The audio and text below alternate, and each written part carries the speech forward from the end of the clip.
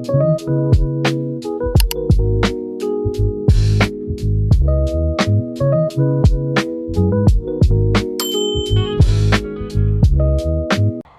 everyone, welcome to my YouTube channel. Before that, I'm Destiana, a first semester student at Universitas Teknokrat Indonesia, major accounting. Okay, this time we will discuss about producer behavior theory. Okay, let's start together. Baik, pada pembahasan yang pertama, kita akan membahas tentang definisi dari produsen sebagai peran konferensi, contoh di berbagai sektor dan tujuan utamanya. Nah, yang pertama yaitu peran konferensi. Produsen adalah entitas yang mengubah input, bahan baku, tenaga kerja, modal menjadi output barang atau jasa untuk memenuhi permintaan pasar. Nah, jadi dia ini yang memproses sebuah bahan baku menjadi barang atau jasa yang dapat diedarkan. Yang kedua yaitu contoh di berbagai sektor. Nah, produsen itu termasuk manufaktur, perusahaan, operasi pertanian, dan bahkan pemerintah menyediakan layanan seperti infrastruktur ataupun pertahanan. Yang ketiga yaitu tujuan utamanya. Fungsi inti mereka adalah untuk menciptakan nilai tambah dan pada dasarnya untuk menghasilkan keuntungan melalui produksi dan penjualan yang efisien. Jadi tujuannya itu untuk menghasilkan keuntungan nih dari produksi dan penjualan yang efisien. Yang selanjutnya yaitu tujuan dari produsen, yaitu memaksimalisasi keuntungan. Ada 3. Yang pertama yaitu persamaan keuntungan.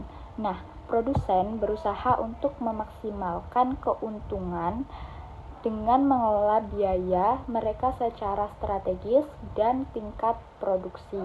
Keuntungan dihitung sebagai total pendapatan dikurang total biaya. Yang selanjutnya yaitu pemilihan input dan output. Nah, fokus utama teori produser atau produsen itu adalah memahami bagaimana perusahaan memilih kombinasi input yang optimal, kualitas output yang dihasilkan untuk dicapai keuntungan maksimum ini. Jadi input dan outputnya itu harus seimbang agar keuntungannya bisa tercapai secara maksimum. Nah, yang ketiga yaitu analisis marginal. Keputusan sering didasarkan pada marginal perubahan kurang pendapatan tambahan dari menghasilkan satu unit lagi versus biaya untuk melakukannya. Jadi tujuan dari analisis marginal ini yaitu untuk memaksimalkan keuntungan, lalu pengambilan keputusan yang tepat dan meningkatkan efisiensi dari produk. Nah, pembahasan yang selanjutnya yaitu hukum penurunan produktivitas marginal. Yang pertama ada pertumbuhan awal. Nah, ini menambahkan beberapa unit pertama dari input variabel, misalnya seperti tenaga kerja, menghasilkan peningkatan total yang signifikan hasilnya. Nah, yang kedua yaitu titik kritis. Nah, seiring semakin banyak input variabel yang ditambahkan, sementara input lain seperti mesin, nah itu tetap output terus meningkat, tetapi dengan laju yang semakin lambat. Jadi outputnya itu tetap meningkat nih, terus menerus. Nah, tetapi lajunya itu semakin lambat. Nah, selanjutnya yaitu hasil yang semakin berkurang. Akhirnya, setiap unit tambahan input variabel berkontribusi lebih sedikit ke output total dari unit sebelumnya. Prinsip ini sangat penting untuk menentukan tingkat kepegawaian optimal. Jadi ini sebagai tolak ukur gitu dari langkah-langkah yang tadi. Nah, yang selanjutnya yaitu perilaku produsen di seluruh waktu. Yang pertama, keputusan jangka pendek. Dalam jangka pendek, setidaknya satu output seringkali itu modal ataupun tanah tetap. Produsen hanya dapat menyesuaikan variabel input seperti tenaga kerja dan bahan baku untuk mengubah tingkat output. Jadi, di keputusan jangka pendek ini, untuk mengubah tingkat output, produsen hanya dapat menyesuaikan tenaga kerja dan bahan bakunya saja. Nah, yang kedua yaitu strategi jangka panjang. Dalam jangka panjang, semua input ini bervariasi. Produsen memiliki fleksibilitas untuk memperluas ukuran pabrik, berinvestasi dalam teknologi, ataupun keluar dari industri itu sepenuhnya. Jadi, untuk strategi jangka panjang ini, produsen itu lebih fleksibel gitu. Nah, selanjutnya yaitu kendala tetap. Nah, keputusan ini berfokus pada pemanfaatan yang ada. Kapasitas seefisien mungkin dibatasi oleh aset tetap. Harga harus menutupi biaya variabel untuk melanjutkan operasinya. Yang terakhir yaitu investasi perusahaan. Keputusan produksi ini melibatkan investasi yang ditujukan untuk meningkatkan kapasitas dan mencapai tujuan keuntungan jangka panjang. Nah, ini sering dipandu oleh pertimbangan skala ekonominya. Yang selanjutnya yaitu produsen sebagai pengambil harga. Nah, dalam kompetisi sempurna, di pasar yang sangat kompetitif, produsen umumnya dianggap sebagai pengambil harga. Mereka harus menerima harga pasar yang berlaku untuk barang-barang mereka, karena tidak ada satu perusahaan pun yang memiliki kekuatan untuk mempengaruhi hal itu. Jadi dalam kondisi ini, keputusan utama produsen hanya difokuskan pada pemilihan keuntungan, memaksimalkan kuantitas untuk diproduksi pada harga pasar yang diberikan. Oke, yang selanjutnya saya akan menjelaskan tentang faktor manusia dalam perilaku produsen. Nah, yang pertama yaitu manajemen SDM. Pengelolaan sumber daya manusia yang efektif adalah yang terpenting karena sumber daya manusia secara langsung itu mempengaruhi produktivitas dan keseluruhan dari efisiensi operasional.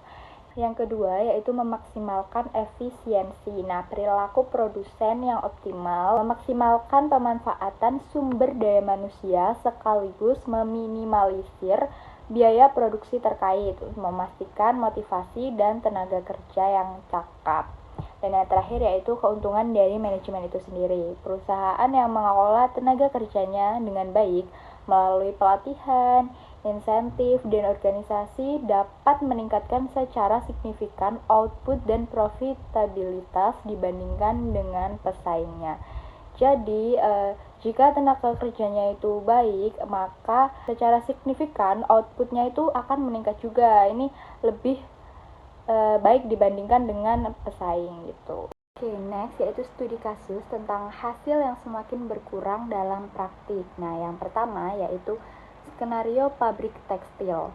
Nah, produsen tekstil meningkatkan tenaga kerjanya secara signifikan tanpa secara bersamaan memperluas model tetapnya, seperti alat tenun dan ruang pabrik contohnya.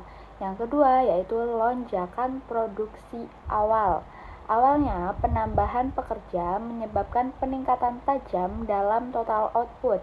Sebagai spesialisasi dan kerja tim memperbaiki. Jadi, lonjakan produksi awal ini ketika input variabel yang seperti tenaga kerja atau mesin itu ditingkatkan, produksi akan meningkat dengan cepat. Nah, yang ketiga yaitu kemacetan dan penurunan. Di luar titik tertentu, menambah lebih banyak pekerja ini mengakibatkan kepadatan, menunggu mesin, dan koordinasi kegagalan. Artinya, labor tambahan menghasilkan output marginal yang berkurang.